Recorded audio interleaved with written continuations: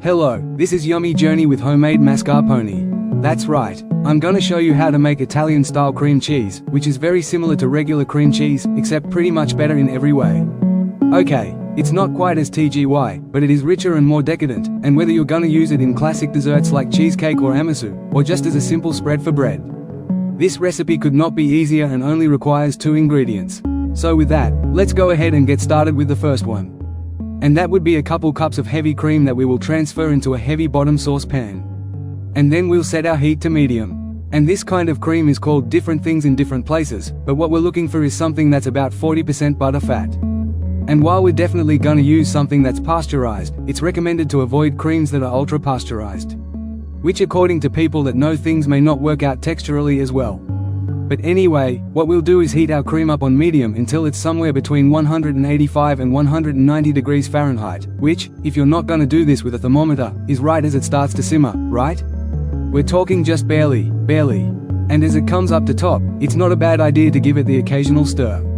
And then what we'll do once our cream is about 190, or like I said, it just starts to think about simmering. We will reduce our heat to medium-low and then stir in 1 tablespoon of lemon juice, which is, believe it or not, the only other ingredient you need to make this.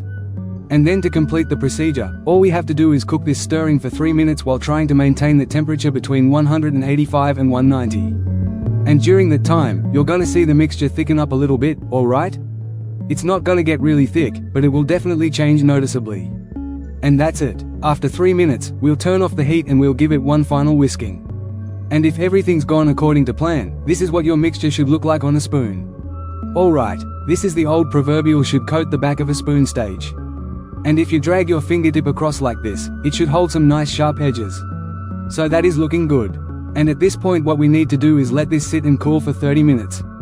Alright, so the heat's off. You're gonna set your timer.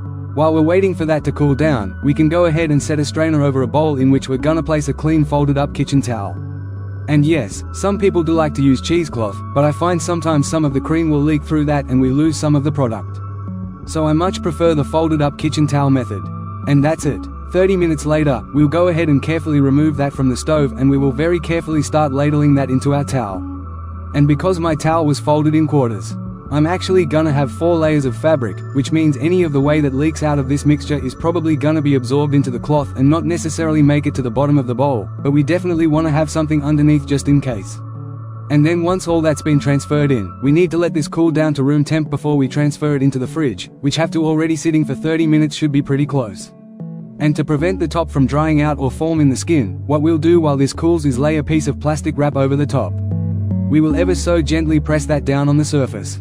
And like I said, we'll let that cool down to room temp, at which point we will very carefully and very thoughtfully transfer that into our fridge, where we will leave it overnight to give it time for all the magic to happen. And then the next morning we will pull it out and we will pull off that plastic and we will grab a knife and we will dig into the richest, most luxurious, most beautiful cream cheese you've ever had. And by the way, there's basically 2 different kinds of homemade mascarpone. There's the very soft, creamy one, and then there's the one I showed you how to make, which is the beautifully thick and dense version, which appearance-wise can look kinda grainy, but texture-wise is not okay. When you actually taste this on your tongue and in your mouth, it should feel as smooth as butter. So mine definitely passed the texture test, and as good as it was off my finger, I went ahead and spread a little on some toes. And because this is not seasoned at all, I went ahead and sprinkled down a little salt, and that, my friends, really is tremendous. Alright, if you like regular cream cheese, you are gonna absolutely love this, and you can now make it pretty much anytime you want.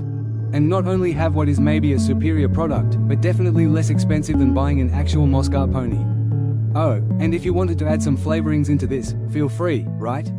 Some people like to add a little touch of sugar or a few drops of vanilla. So as usual, those kind of tweaks will be up to you. You are after all the Chuck Manny of your homemade mascarpone. And speaking of tooting your own horn, this really was truly magnificent as is. And personally, I prefer to add any kind of flavorings after the fact depending on how we're gonna use it. So by keeping it neutral, we have a lot of different ways we can go. Oh, and check this out.